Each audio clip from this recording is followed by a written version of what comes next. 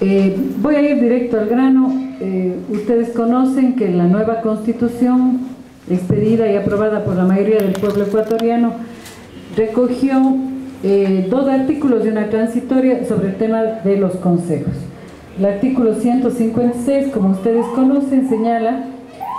que deberán crearse consejos de igualdad para formular las políticas, hacer seguimiento, observancia, evaluación, de modo que garanticen que la política pública sirva a todos los grupos diversos. Y los consejos que ahí se señalan son sobre temas étnicos e interculturales, sobre género,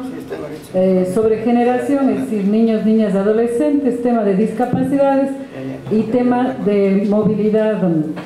humana. Creo que lo de género ya señalé. 6 grandes temáticas, reconociendo la Asamblea Constituyente que la diversidad, sea étnica o de edad o de género, o también por discapacidades y demás, en vez de haber sido una fuente de enriquecimiento de la sociedad ecuatoriana, significó históricamente una fuente de desigualdad. Entonces,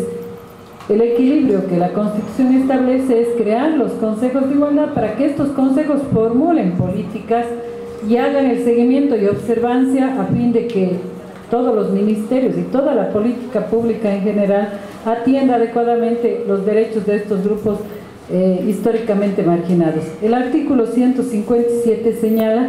que estos consejos deberán ser paritarios, es decir, la misma conformación por parte del Estado, presididos por el Ejecutivo, y por otro lado la misma conformación democráticamente electa por delegados de las organizaciones de esos grupos sociales. Eso señala con mucha claridad el artículo. Y finalmente la transitoria sexta dice: los actuales consejos, que los que existen son CODEMPE para pueblos y nacionalidades indígenas, y quiero referirme de manera global porque lo que el Ejecutivo está trabajando, señor presidente, señores asambleístas,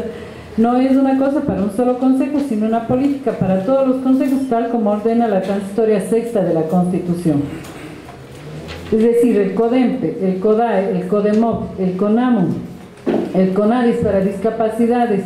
y el Consejo de la Niñez y Adolescencia, todos adecuarán su estructura a la disposición constitucional. Ese es de las comunidades y pueblos, pero también es cierto, y hay que decirlo, que fueron consejos marginales. Siempre hemos discutido con el CODEMPE, y aquí está su presidente, el compañero Walter Uyungara, que el pueblo indígena no se merece tener un presupuesto de menos de 10 millones, sino necesita una política pública de magnitud, una política pública en serio para atender todos los requerimientos del pueblo indígena. Igual podemos decir en el caso del pueblo montubio, el pueblo montubio no merece tener un presupuesto marginal de un pequeño consejo de 2 millones y algo más para repartir en pequeños proyectos, sino que necesita una política pública agraria, cultural, ambiental y en todos los campos de la política pública, pero en serio. Es decir, estamos hablando de que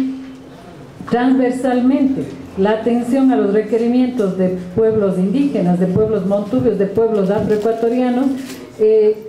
se convierta en el núcleo de la política pública de todos los ministerios y no sea un presupuesto pequeño, marginal, que anteriormente se otorgaba a los consejos. Esa es quizá la confianza de que si ya no es el grupo de dirigentes que estaba en tal o cual consejo,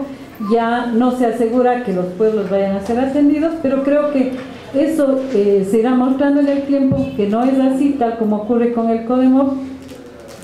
Reitero, hay más de cerca de 3 millones que están ya asignados para garantizar la continuidad de los proyectos, y más bien hemos venido haciendo un acompañamiento para que el CODEMOP